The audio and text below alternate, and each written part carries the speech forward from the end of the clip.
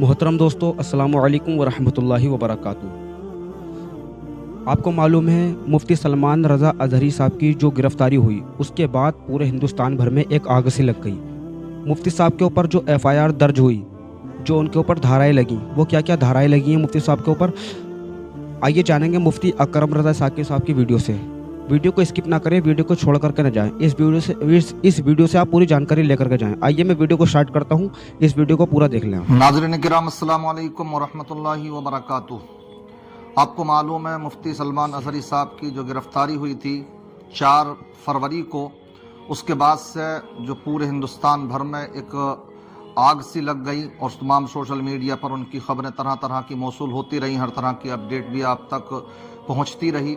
अब बहुत से अहबाब इस बात का जिक्र कर रहे हैं कि मुफ्ती साहब की रिहाई कब होगी। तो चलिए जानते हैं मुफ्ती साहब की सुनवाई के ताल्लुक़ से।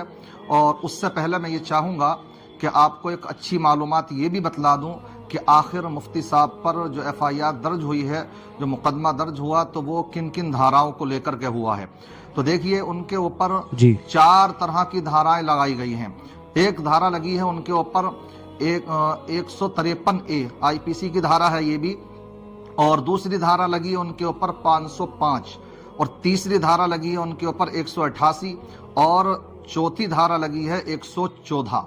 अब ये इन धाराओं का क्या क्या मतलब होता है, इनके ताल्लुक से थोड़ी सी मैं आपको वजाहत करता चलूं कि जो 153A है तो ये भड़काऊ भाषण देना इसके ज़िम्न में आता है, और दूसरी धारा जो है 505 वो भी 2 समुदायों के दरमियान में उकसाने का काम करना, और जो 188 तीनों का लुब्बे लुबाब कुल मिलाकर के यही है। और जो चौथी है तो उसका मतलब ये होता कि इनको अगर नहीं मानेगा तीनों को तब फिर 114 लगती हैगी, वो तब है कि जबकि इनको ना माने। मगर मैं आपके सामने ये बात कहना चाहता हूं कि आखिर ये धाराएं जो लगी हैं उनके ऊपर, जो इन धाराओं को लेकर के उनके ऊपर केस हुआ है, मुकदमा हुआ है, तो अभी कोई एक सिद्ध नहीं हुआ, इस बात की स्पष्टि नहीं हुई है कोर्ट की तरफ से, कोई उनको मुजरिम करार नहीं दिया गया।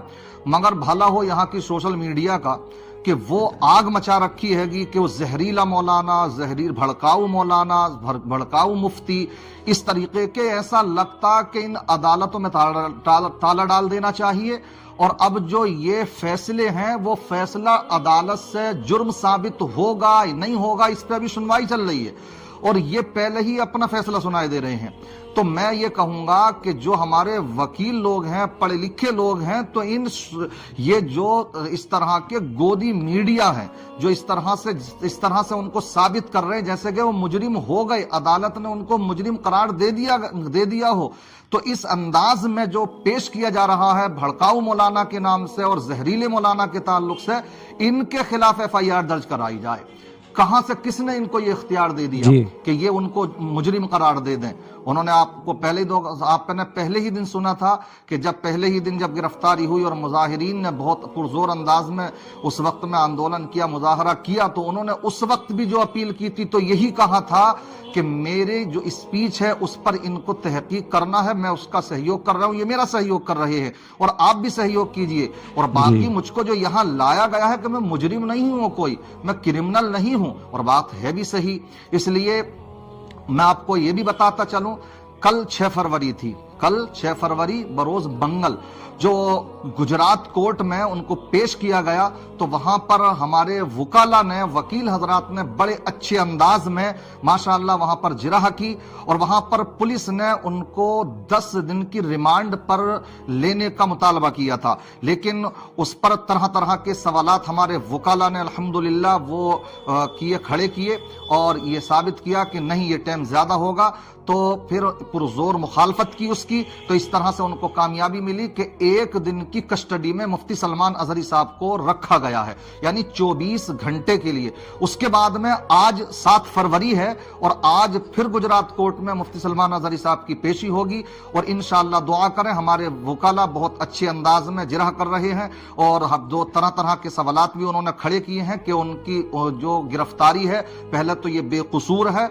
और गैर कानूनी तरीके से उनकी गिरफ्तारी की गई है, कोई नोटिस नहीं نہیں دیا گیا، اس طرح سے نہیں ہوتا ہے۔ اس طرح سے جو ہے انشاءاللہ دعا کیجیے آپ، مفتی سلمان اظہری صاحب کے اوپر آج جی سنوائی آنے والی ہے، جیسی بھی کوئی اپڈیٹ آئے گی تو انشاءاللہ آپ کو اس سے آگاہ کیا جائے گا۔ آپ دعا کریں، اور ساتھ ہی ساتھ میں گزارش اور کروں گا کہ بہت سے لوگ پتہ نہیں خالی بیٹھے رہتے ہیں، سوشل میڈیا پر کچھ نہیں ملتا تو اپنے اس طرح کی بکواسیں کرتے نظر آ رہے ہیں کہ خانقاہیں خاموش ہیں تو علماء خاموش ہیں۔ ارے بھائی خاموش کون ہے؟ سب الحمدللہ بریلی شریف سے بھی حمایت کا اعلان ہو چکا ہے، اور رضا اکیڈمی نے بھی اپنا ماشاءاللہ پرزور انداز میں حمایت کا اعلان کیا ہے۔ اب تمام علماء، ہر آدمی سوشل میڈیا پر آ کر کے ویڈیو جاری کرے گا تبھی آپ کی سمجھ میں آئے گا کہ سب آدمی ان کے ساتھ میں ہے۔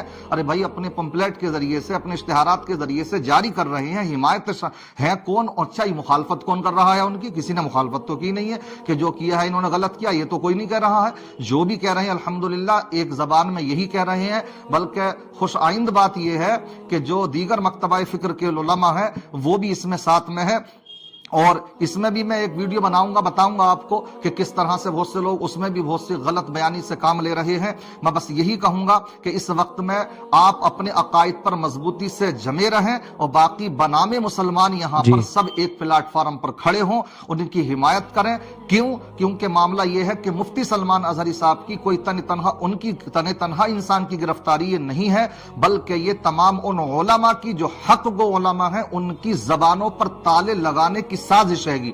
تو اس لیے کسی کو بھی یہ نہیں سوچنا چاہیے ان کے ساتھ ہوا لیکن ہم بچے رہیں گے، ایسا نہیں ہے۔ اور دوسرے ان کے اپنے مفاد ہیں اس میں چھپے ہوئے۔ بہرحال یہ باتیں تھی، میں نے آج کی جو اپڈیٹ ہے وہ یہ ہے کہ آج ان کی سنوائی ہوگی، اور انشاءاللہ ہمیں پوری امید ہے کہ آج ان کو ضمانت مل جائے گی، ہمیں امید ہے انشاءاللہ، کیونکہ کوئی وہ قصوروار نہیں ہے، کوئی مجرم نہیں ہے۔